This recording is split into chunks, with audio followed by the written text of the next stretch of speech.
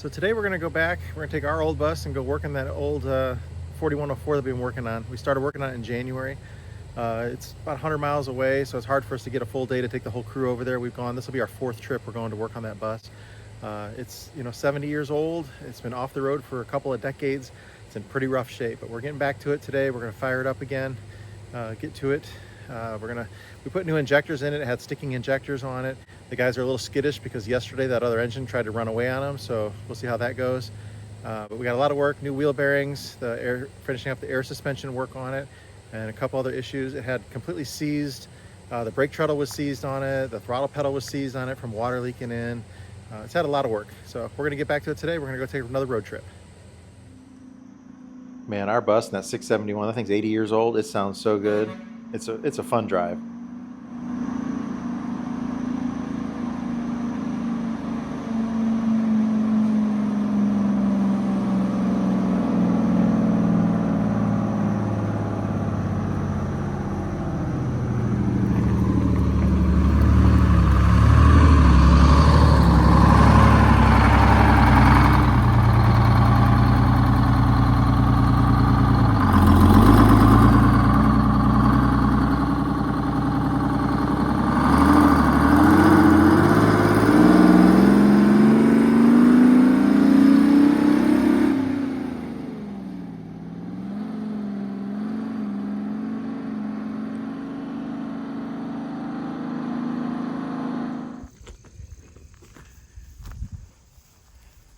How's it going?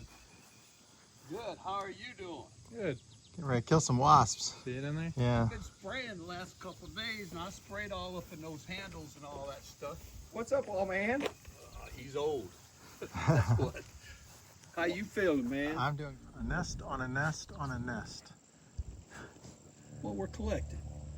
And a mud dauber nest. There's a whole lot of nope in there. Well, we're collecting, man. That's the surface where the seal rides. Luckily it was just a ring that was on there. And the actual one's in very good shape.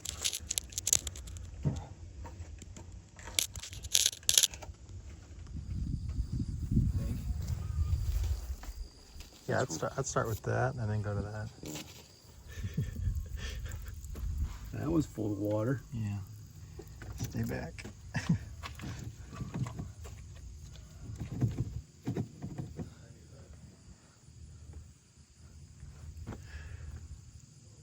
I don't know where it's getting in there.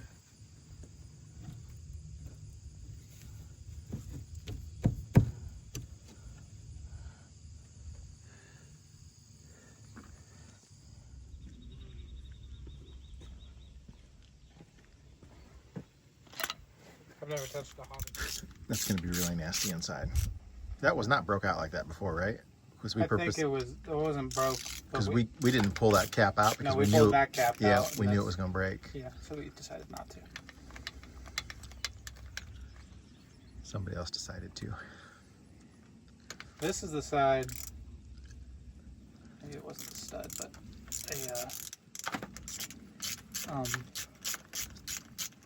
a lug nut. It was rusted all the way down to the threads. Oh. That's right, I forgot about that. Surprised there's no wasps living in there. There's a big old nest here this morning. I think I killed about 7 of them.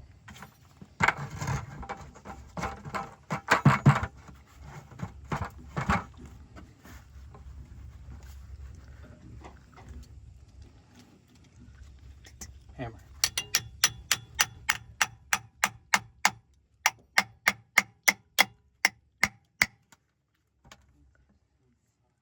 No. It's good. Like it never happened. Yeah, you can scrape the rust right off the bearings like that too. They got both sides. That puppy coming off.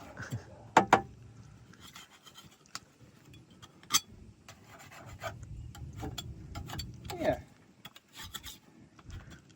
Barely even rust. So we put block-off plates on the top of these airbags, and we're airing them up here for the first time. This video is sponsored by honehealth.com. As we get older, things change. We need a little bit of help sometimes. Have you noticed, like, well, let's take, for example, the bus here. Sometimes maybe the crankshaft's a little bit worn or the air suspension's not staying quite up all the way. It needs some maintenance. It needs somebody to look after it. That's what Hone Health does. What is Hone Health? Hone Health is a telehealth clinic where you can get tested at a local lab close to you, send those results to one of their physicians, and then you can consult directly with that physician to come up with a plan for treating you. They also check your heart, your hormones, your thyroid, your metabolic health, and more. So you actually know what's going on and not just guessing. And then the actual doctor will review it with you and come up with that plan we talked about. Most men our age have problems with testosterone levels, so the testosterone replacement therapy and their peptides is something you might be interested in. They also do sexual health, hair loss, and supplements if that helps.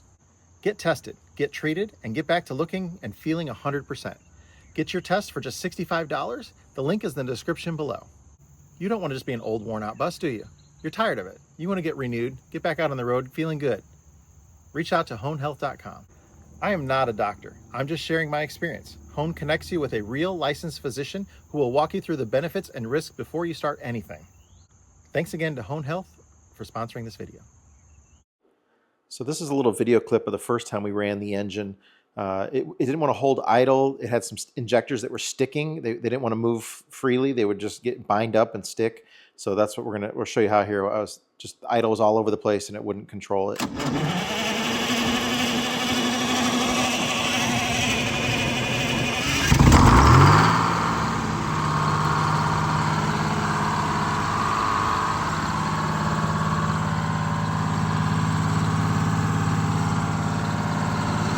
I don't know if you can bring it back down.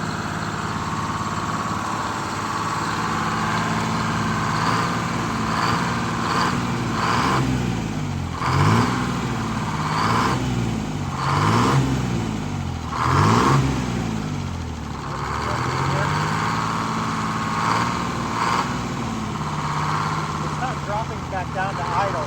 You gotta kind of yank it back that way.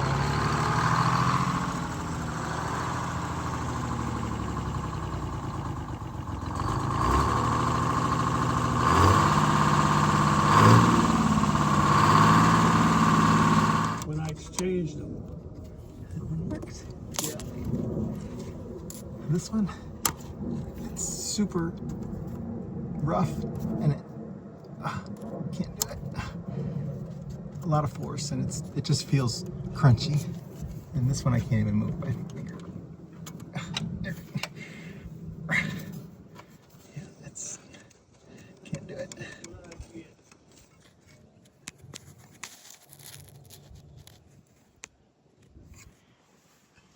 So we got the HV7s out and that does not move. If I pound it, it'll move. But you should be able to just turn it over. I've got this old crappy N60 that was in my bus, and if you just turn it upside down. Oh, this one's not even doing it now. It was a second ago. Anyways, that's not moving on either of these new injectors that it's got here. This one too. This one moves sometimes and then it gets really difficult. And it's real jerky. Go ahead and put the valve cover back on, George. Alright, so I got the new fuel pump mounted on there. And then I had a new fuel line made for it. It runs back to the filter there.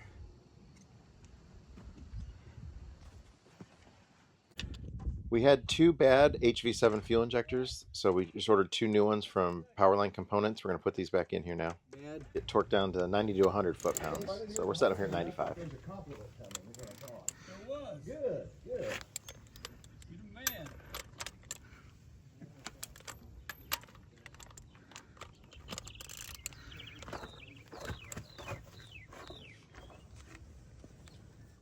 Just to refresh your memory, if you didn't see the video, this is the day before we were starting this other 8V71 in the shop, and the rack hung up on it, and it scared the crap out of these guys. They'd never experienced that noise before. It's open exhaust on here. There's no manifolds on it, so it was super loud, and definitely freaked them out.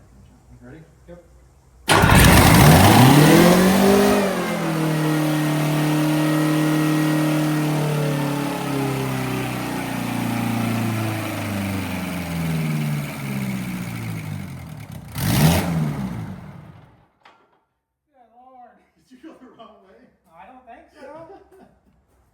little bit of fuel to start, I think, Jonathan. Ready? Yep.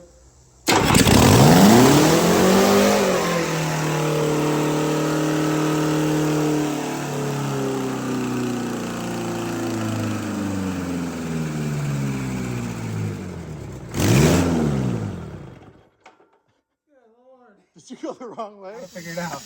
You're using that to use the starter switch. Remember that thing? Oh, Dave showed me last time. Yeah. So I'm fuel here, shit hits the fan. No, well, shit hits the fan. The first thing he's going to shut it off there, and then you can close the blower there by lifting that. You want to do the flapper so you understand how? No. Lift the vice grips. There you go. Yesterday, George ran away from it. Yeah. I don't think I needed the pry bar like yesterday. I just needed to push like a man. So last time. That's fine. You can do that. So it's going to be hard to start because it doesn't have prime. I primed it from the tank to there, but You want to just let it turn over, or you want it to try to fire? let it try to fire.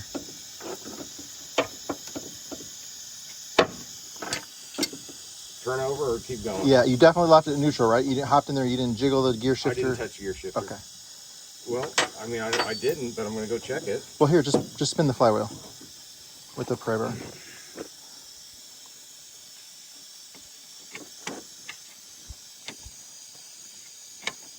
think we're good. Give it.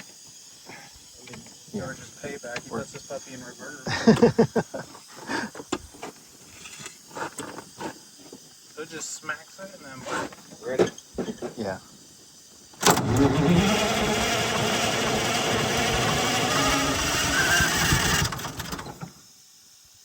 It's getting close.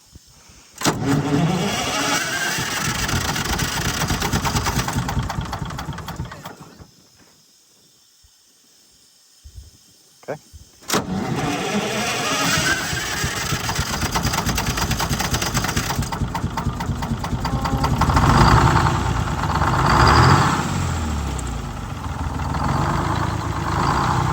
We got a fuel leak right there, so we can tighten that.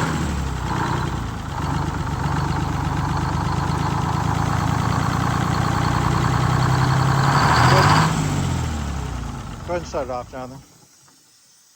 We got a pretty good fuel leak there. Other way.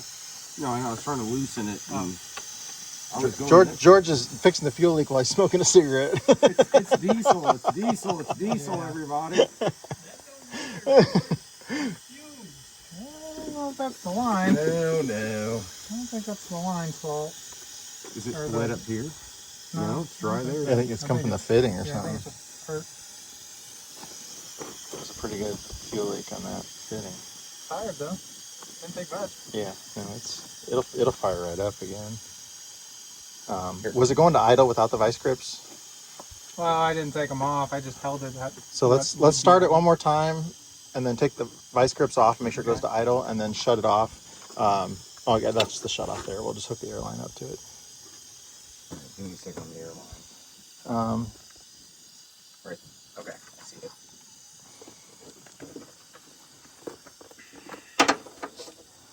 Ready? Yeah. Give it some fuel. A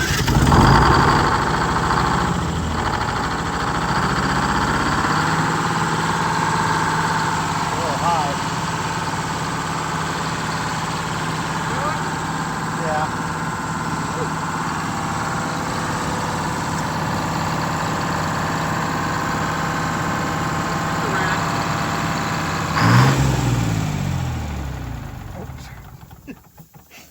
Sorry, Jonathan. What'd you do?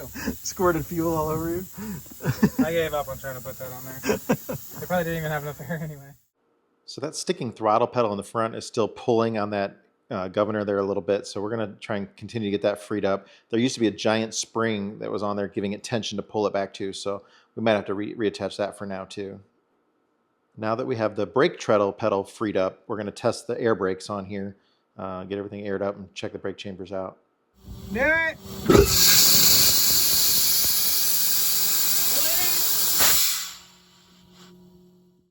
We definitely have a blown out brake diaphragm on there. We're going to go ahead and replace all 4 of the brake diaphragms, so the 2 in the front and the 2 in the rear. And we're also going to replace all 4 of the brake hoses on there just because they're old and the rubber's going bad on them. We don't want them to fail. So that'll be on the next trip. We had to custom order an air tank for the rear. There's a rusted out hole in the bottom of one of those air tanks. And then we ordered new switches for the back that we can't start it with the switches because there's shut-off switches in the back and in the front. The ones in the back are all corroded out. As soon as we touch the switches, they just fell apart. So it's not starting from the key, the regular start switch. It has that starter that has the solenoid, external solenoid on there where you can flip it with your hand on there. But yeah, we'll get that ordered and get back to the bus probably another couple weeks. Hopefully we'll have it driving around.